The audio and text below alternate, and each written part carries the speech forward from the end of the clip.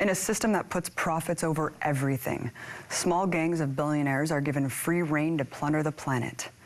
One of the richest power cliques in the empire's inner circle is also imperiling all life on Earth at an alarming rate, only to pad their vaults with cash.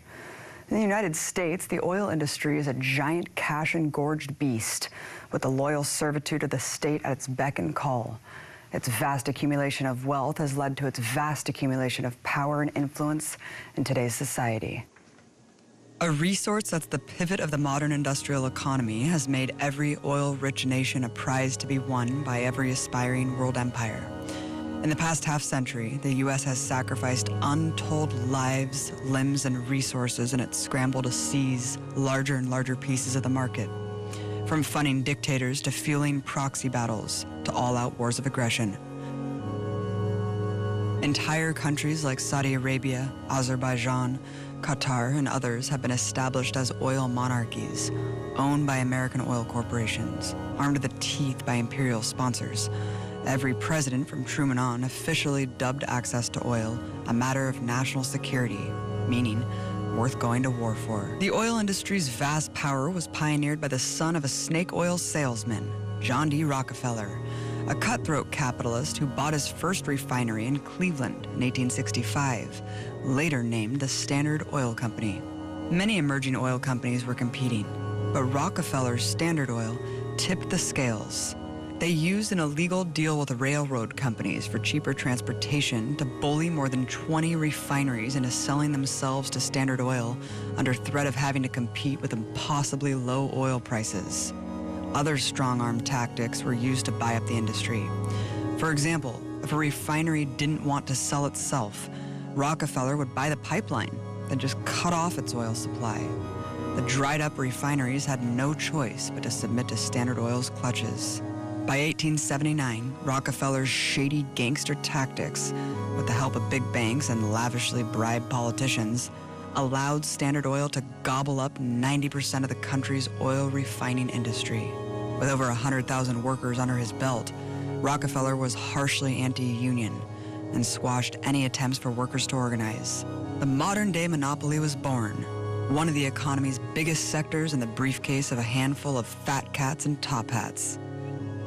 This self-serving clique of oil tycoons not only subverts our supposed democracy, whose thirst puts us on the path of more disastrous, profit-driven wars, but it imperils all living things on Earth. To understand more about the tyranny of the oil industry in today's political climate, I spoke to someone who spent years reporting on oil, Antonia Juhasz, a journalist and author including The Tyranny of Oil, written at the end of the Bush administration. The frame of the tyranny of oil was to say, one, political power, political influence, and decision-making leading us into wars, aggressively pushing climate change, climate destruction, human rights abuse, economic abuse, political abuse, and that we wanted to end that tyranny. Unfortunately, the Obama administration, while it's not the Bush administration and isn't nearly quite as wed to the industry as the Bush presidency was, and certainly financially isn't tied in the same way, the Obama administration has been unable to loosen the chains of that tyranny, and such that in the United States, under Obama, we've actually reached, in June, the second highest point of U.S. production of both oil and natural gas in our history, and the highest rates of exporting of those products. How dangerous is offshore deep drilling as opposed to conventional drilling? The age of easy oil is over. And if you're anyone who's ever lived where oil is explored for, produced, transported, refined, the idea of easy oil doesn't make a lot of sense. But from the industry's perspective, it means, they were able to put a pipe into the ground, a big reservoir of oil was there, it was easy to pump out, and they had a willing, friendly government allowing them to do that. That age is over. Now most of the world's oil, first of all, is spoken for, and the oil that is left is more difficult to get to, more environmentally destructive to get to, often in places where you need to fight a war to acquire it, or incredibly technologically complex to try to reach. And deep offshore drilling is an area that the industry has increasingly expanded into, moving further and further out and deeper into oceans. The drilling moved exponentially further out and deeper as the industry got more money and it needed to hunt for harder to get at oil. And with that came an increasing number of problems, blowouts, spills, disasters. This became evident to the world on April 20th, 2010, when one of BP's deepwater rigs exploded and unleashed 210 million gallons of toxic sludge into the ecosystem, causing the biggest accidental oil spill in history. The uninterrupted spewing of crude for 3 straight months caused untold damage to the environment, killing over 1 million birds, according to some estimates. Besides the massive destruction to marine and wildlife, the impact on humans was catastrophic. The corporation sprayed 2 million gallons of a dispersant called Corexit to thin the oil, which made it 52 times more toxic.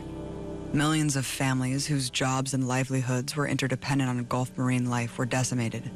Many now suffer life-altering health effects. 11 men died, but then what we learned is that the industry also had no plan for what to do in the wake of a deep water spill. And what we also learned was that they then decided that they would learn on the fly and try and figure it out as they went. What they figured out was that they couldn't control a deep water spill. And the only thing they knew how to do, the only thing that ultimately closed the well, and it took 3 months for this to happen, was to drill a second well, drill a whole nother set of pipe, intersect with the original one, and close it up. In the interim, the largest offshore drilling oil spill in history unfolded. I was actually in a submarine at the site of the BP oil spill, and what exists down there is basically the life that could get away got away, and the life that couldn't was just nuked by the oil. And there is a massive blanket of oil on the bottom of the ocean. It will probably be there forever. Greg Palast, another journalist who's been on the ground investigating major oil spills from Exxon Valdez to BP, has found a common thread in a common disaster. This is not the first time that there was a blowout of a deep water well by BP and an explosion. They had had one only 17 months earlier in the Caspian Sea, and it was completely covered up. It was covered up by BP. It was covered up by the government of Azerbaijan, what I call the Islamic Republic of BP. They completely own that state. And it was also, it turns out, when I read the WikiLeaks documents, it was covered up by the United States State Department. Condoleezza Rice and the State Department knew that there had been a BP blowout because they were using a quick dry cement.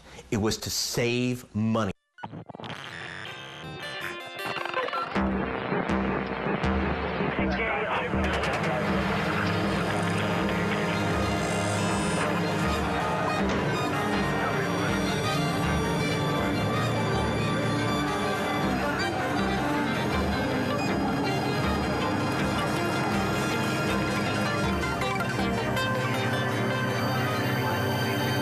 With no accountability, the spills by cost-cutting big oil have only continued, and they're seemingly rewarded for their actions. The Defense Department has more than doubled its contracts with BP since the disaster. The fines imposed on the company were merely a permit for plunder. The largest fine that's been imposed in environmental history was imposed on BP, and it's about, not sure what it added up to right now, but it's about 17 billion. And that sounds like a lot of money because it is a lot of money.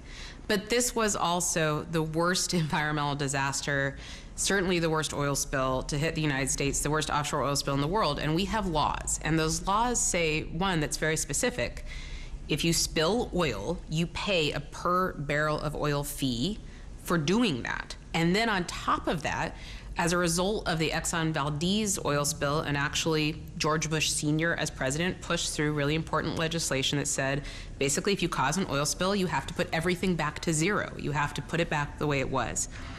Those fines, just straight application of our laws, should have brought BP up to more around the range of $200 billion, which meant that it would have really challenged its ability as a company to continue operating, and that's not what happened. So BP did face a very big fine, but in BP's own words, it was manageable.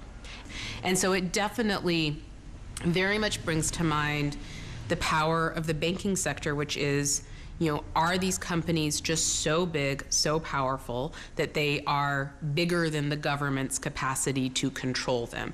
And actually, if you look at US history, we've faced this position before. And in response to this, the control of these companies over the Senate, we had the populist movement in the United States. We had mass protests and uprisings and shutdowns and people in the streets and people demanding change. And we actually did get not revolutionary change, but regulatory changes. And we got our first antitrust laws. And the first focus of the antitrust law was breaking up the Standard Oil Company with the very specific intention that it needed to be smaller so that the government could be bigger than it. But all those pieces of the Standard Oil Company are names that are going to be familiar now. They were Exxon, they were Mobil, which is now ExxonMobil. They were Chevron, they were Texaco. Those are now Chevron, Texaco. All the sort of pieces of Standard Oil have been allowed to morph back together and form these massive major companies. And BP is actually an example of that, because BP only came into the United States by buying Arco, which was a major US oil company, which also was a spin-off of Standard. The growth of monopolies in the late 19th century was answered by an anti-monopoly movement, by both populist farmers driven into abject poverty by monopolies, and sectors of the capitalist class that wanted a fair fight. Politicians were further enticed by antitrust laws through their application of breaking up labor unions, which they described as human cartels. By 1911, the Supreme Court ruled that Standard Oil had to be broken up to restore competition in the industry. The initial breakup of Standard Oil's monopoly was of no bother to Rockefeller. He was soon after crowned the richest man in the world's first billionaire. A billionaire at a time when the average annual income in America was $520. While sitting idle in their mansions, the Rockefeller family had unprecedented wealth poured in their bank accounts. Most of the global industry owned by just three pampered bloodlines: the Rocks, Rothschilds, and the Dutch royal family. Standard Oil was broken up into 34 independent companies. But in a generous gift, every Standard Oil owner was promised part of each of the new company formed. But the antitrust laws were only a reset button. Those 34 new companies set out to eat their competition, just as before. After being knocked into pieces, the oil monopoly golem began to pull itself back together. When something, anything, threatened total dependency on oil, they went after it. The landscape of America's cities have been defined by their decades-long fight to strangle any mass public transportation plan. For example, an entire system of electric streetcars were sabotaged and destroyed by General Motors and Standard Oil, for which they were found guilty of conspiracy in 1949. The industry has amassed so much power, oil now regulates the government. The U.S. military is the world's biggest consumer of oil and its biggest polluter, yet it stands shielded from regulation. From the Clean Water Act to the Clean Air Act, nearly every large-scale piece of environmental legislation includes sweeping exemptions for dirty energy. A predictable outcome for an industry that's mastered the dark underbelly of DC bribery. The two are so cozy, 3 out of every 4 dirty energy lobbyists used to work in government. More than 430 congressmen have become industry lobbyists. But the corruption doesn't get more blatant than at the Bureau of Ocean Energy Management, Regulation, and Enforcement, where more than a dozen former officials went on to make 6-figure salaries in big oil. Everyone gets perks for playing the game. Over $35 million will be stuffed into the pockets of 2016 candidates alone by the toxic industry. But the cost hasn't gone unrewarded. For years, big oil has greased industry executives into the highest levels of government to ensure oil remains at the forefront of U.S. energy policy. The Bush family dynasty is one of oil. And both presidential administrations did everything in their power to line the tar-filled pockets of oil CEOs. From former Halliburton CEO Dick Cheney running an energy task force to Condoleezza Rice sitting on the board of Chevron, tens of billions of dollars in tax breaks and subsidies were given to toxic oil and gas corporations, streamlining their plunder of the planet. The relationship's mutually beneficial, evidenced when Cheney raked in $40 billion for Halliburton's spin-off KBR and no-bid contracts to rebuild Iraq after he bombed it. Under Obama and an array of newly available drilling opportunities, the U.S. has become the world's top oil and gas producer. The #1 new source of super profits became fracking, a highly destructive and dangerous method of natural gas extraction. Because of the speed with which this production has come in, North Dakota went from a state that basically wasn't producing oil to being the second largest oil producing state in the country. It's mass infrastructure moving in. So what happened was that North Dakota suddenly became a mass fracker. And in North Dakota, that means an enormous amount of flaring, which are the huge bursts of flames that come out of the ground that are burning natural gas off at the source. And you had what was beautiful land, buttes and wild mustangs, and an area that's a Native American reservation where communities have lived for a very long time, just now turned into a frack zone. In Oklahoma, you have 600 earthquakes that have happened in the last year in one state. So that's 3 a day. People, you have never, again, have never had oil production there. Suddenly there's oil, and suddenly there's 3 earthquakes a day because of the consequences of the fracking. It's the dumping of the wastewater that leads to huge impacts on the earth, and then it leads to these earthquakes. And so you're starting to see, though, whereas in other countries where people have spent a long time being exposed to oil production and the harms of oil production and have resisted, in the United States, oil production tended to be very isolated. But now it's everywhere. With oil's expanding wealth comes expanding power for its owners.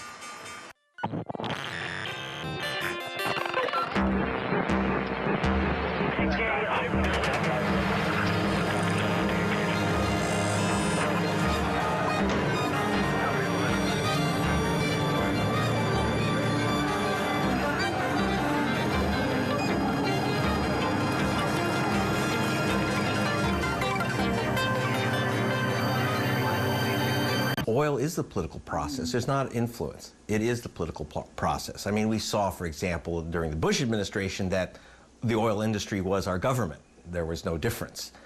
Now it's more subtle, but the influence of energy is powerful and still there. It's just more complex how it operates. If you look at for example, the Republican Party right now, you have every presidential candidate endorsing the XL pipeline, more than endorsing, falling in love.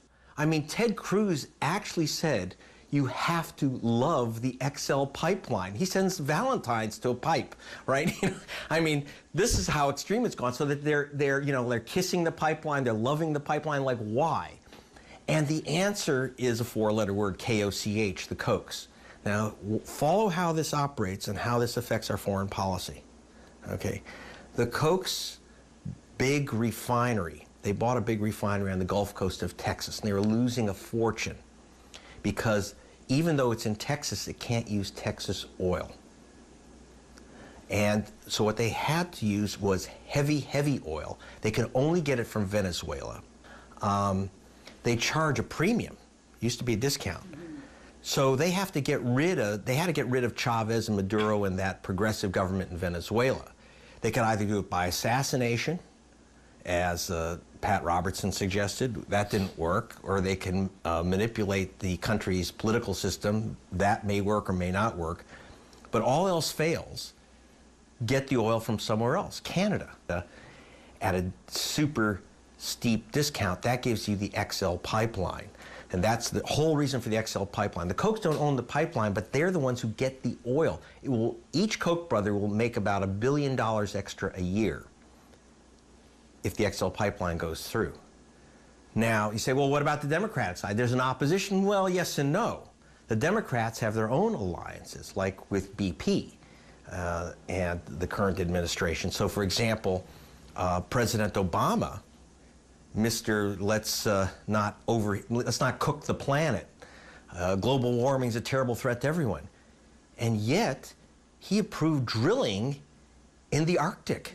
I was up in the Arctic Circle, actually, where they're going to drill at Kaktovik.